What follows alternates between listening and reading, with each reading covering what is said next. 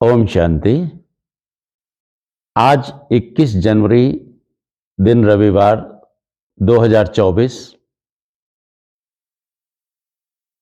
आज की मुरली में जैसे बाबा ने बताया है हमें कि जो हम बीज बोते हैं उनका समर्थ रूपी होना और व्यर्थ रूपी होना ये हमारे ऊपर निर्भर करता है, हमारे ज्ञान पर निर्भर करता है।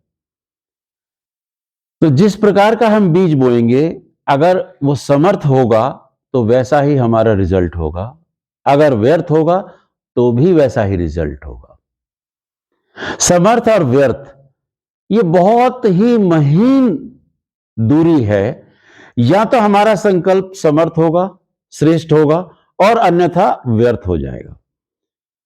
तो व्यर्थ ना जाए, हम समर्थ में रहें, तो इसके लिए क्या करना पड़ेगा? हर सेकंड हमें अपने ऊपर चेकिंग रखनी पड़ेगी। जैसे कोई भी प्रोडक्ट बनाते हैं, अगर लौकिक में भी देखा जाए तो पहले हम उसका ज्ञान लेते हैं, ज्ञान के बाद फिर उसे हम डिजाइन करते हैं, डिजाइन करने के बाद फिर उसकी चेकिंग करते हैं कि वो बिल्कुल जैसा हमने सोचा था वैसा वो वर्क कर रहा है या नहीं कर रहा। और जब वो करता है उसके बाद उस प्रोडक्ट को लॉन्च किया जाता है मार्केट में, चाहे वो कंप्यूटर हो, चाहे कोई भी प्रोडक्ट हो, चाहे गाड़ी हो। बहुत रिगरस टेस्टिंग की जाती है कि जरा सी भी उसमें कोई भी व्यर्थ चीज ना एंटर हो जाए। ऐसे ही हमें अपने संकल्पों पर भी बड़ा ध्यान देना पड़ेगा। तो बाबा ने जैसे हमारे मेन सब्जेक्ट हैं ज्ञान, योग, धारणा, सेवा। तो ज्ञान तो हम ले रहे हैं।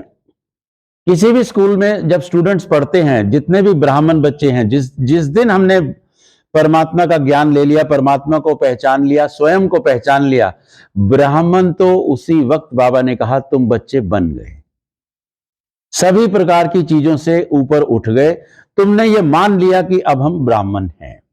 लेकिन बाबा हमें कहते हैं सच्चे ब्राह्मण बनना है, ब्राह्मण नहीं बनना। ब्राह्मण तो बन गए, अब सच्चे बनने के लिए वहां जरूरत शुरू हो जाती है कि ज्ञान को हम कितना धारण कर रहे हैं।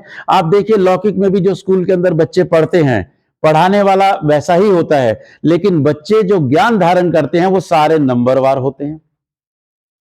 एक जैसा ज्ञान सब नहीं धारण कर पाते। तो इसी प्रकार से परमात्मा का भी ज्ञान जो है वो हम लोग नंबरवार धारण कर पाते हैं, क्योंकि हमारे व्यर्थ और समर्थ संकल्प जिस प्रकार से हम चल रहे हैं, जिस प्रकार से हम उस ज्ञान को सुन रहे हैं, जितनी लगन से सुन रहे हैं, मगन होकर सुन रहे हैं, वही ज्ञान से क्या हो रहा है? हमारी योग्यता बढ़ रही है या कम हो रही है, हमारा पद जो है वो श्रेष्ठ हो रहा है या नीचे जा रहा है।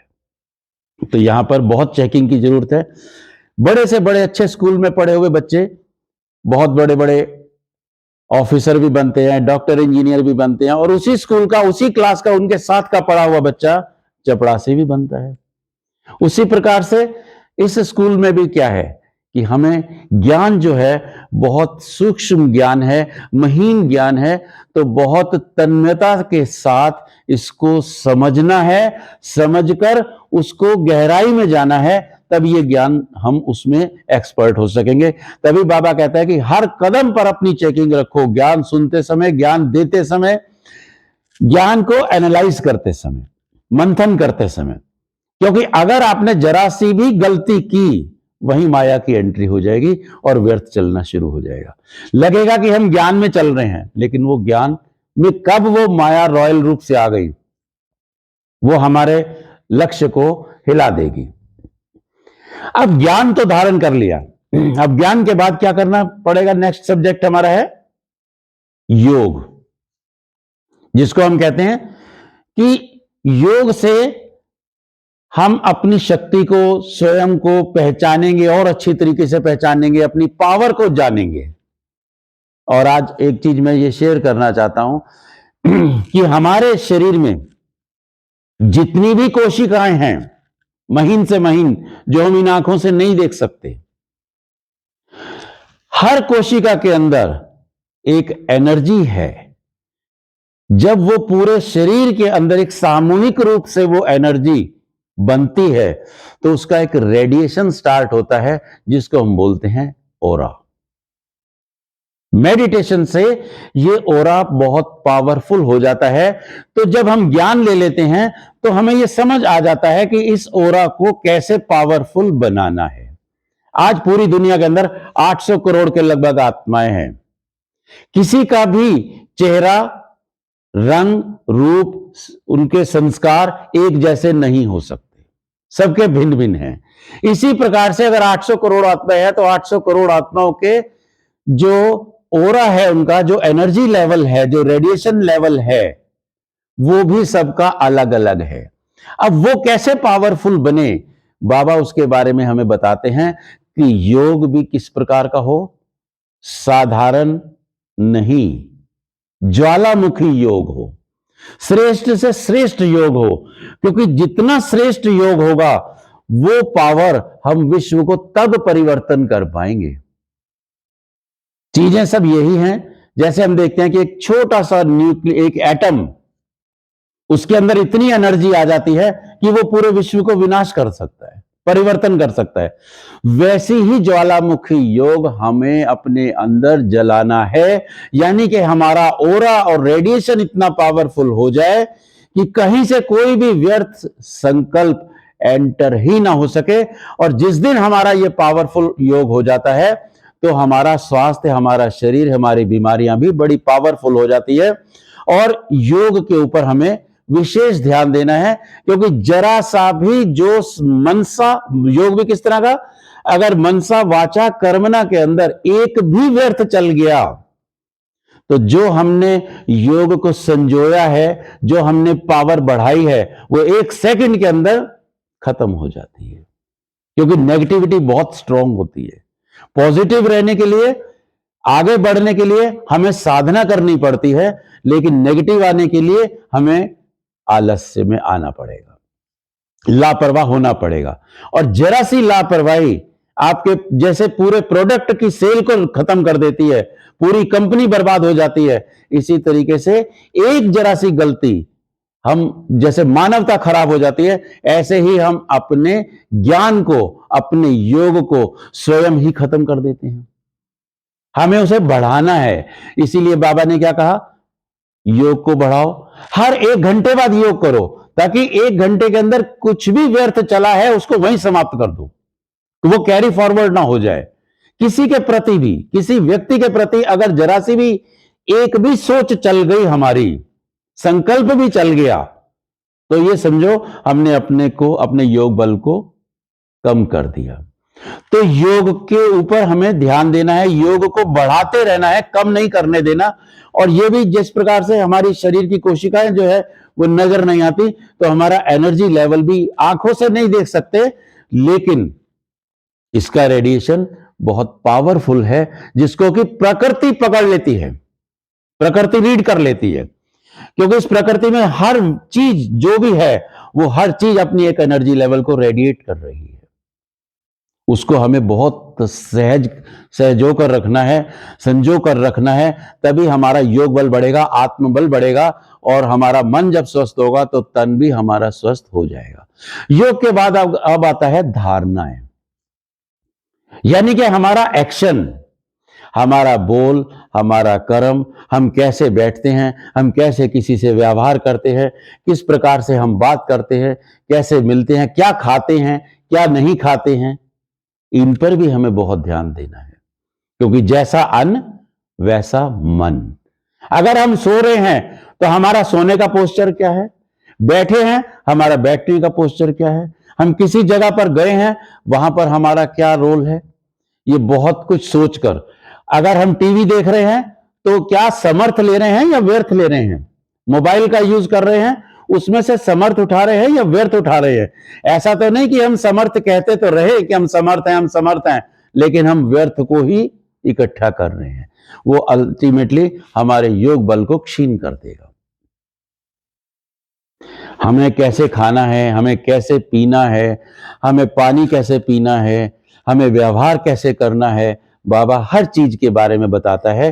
क्योंकि धारणा के अंदर जहां भी कमी हो गई, अगर एक सेकंड एक संकल्प भी चल गया तो वो आपकी धारणाओं के अंदर आ जाएगा और हमारे योग बल को क्षीण कर देगा। तभी बाबा कहते हैं कि अपनी सेल्फ चेकिंग बहुत ज्यादा करनी है। जब हम सेल्फ चेकिंग कर लेंगे, कदम कदम पर अपने आप को वैल्यूएट करते चले जाएंगे, उसके बाद अब बाबा ने क्या कहा, अब तुम सेवा पे जाओ, इससे पहले नहीं। पहले ज्ञान लो, ज्ञान के बाद अपना योग बल बढ़ाओ, योग बल के बाद अपनी धारणाएं बढ़ाओ, और अब आप लोगों के बीच में जब आप जाएंगे, सेवा के लिए जाएंगे, तो सेवा में भी वाचा सेवा तो बहुत अच्छी लोग कर लेते हैं, ज्ञान बहुत अच्छा दे देते हैं, लेकिन मनसा सेवा, कर्मणा सेवा, यह सूक्ष्म है। और आपकी मनसा सेवा पूरे ब्रह्मांड में एक ही जगह से बैठे हुए आप सेवा दे सकते हैं, और आपकी मनसा सेवा को पशु पक्षी पेड़ पौधे ये सब सेंस करते हैं, क्योंकि वो अपना बहुत एक निर्धारित जीवन जी रहे हैं।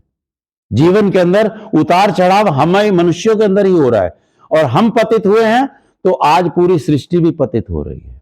अगर हमें सृष्टि को पावन बनाना है तो स्वयं को पावन बनाना है, हमारे अपने आप को पावन बनाना है, अपने योग को पावन बनाना है। फिर जो सेवा होगी, जहां पर भी आप कदम रख देंगे, आप जहां पर भी बैठेंगे, जहां पर भी आपके बोल होंगे, जहां पर भी आप जाएंगे, जिनसे भी आप मिलेंगे, वहां का वातावरण अपने आप परिवर्तित हो जाएगा। जैसे दादियां हैं, दादियां आती थी, एकदम वातावरण अलग हो जाता था। बाबा आते हैं, वातावरण अलग हो जाता है। जानकी दादी, जिसको वर्ल्ड के अंदर अवार्ड मिला कि उनके पास पानी भी अगर रख दिया जाए तो उनकी वाइब्रेशन से पानी के क्रिस्टल जो हैं वो बदल जाते हैं। और ये सत्य बात है कि अगर आपके अंदर पावरफुल है तो आपके घर का वातावरण, आपके पानी के वातावरण, आपका भोजन का वातावरण भी शुद्ध हो जाता है। और अगर जरा सी भी कमी है तो वो शुद्धता नहीं आ पाएगी। ये चीजें जब दुनिया ने इस चीज को माना है, विज्ञान ने इस चीज को माना है, तो हमें भी मानना पड़ेगा। तो यानी कि हमें ज्ञान लेना है, योग भी हमें किस प्रकार का, बहुत श्रेष्ठ लक्ष्य, हर चीज में हमें श्रेष्ठ रखना है।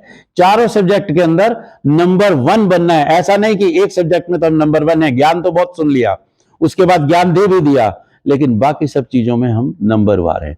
तभी बाबा भी हमें जब ब्लेसिंग्स देता है ना, तो बाबा कहता है तुम्हारे पुरुषार्थ अनुसार नंबर वार सबको याद प्यार।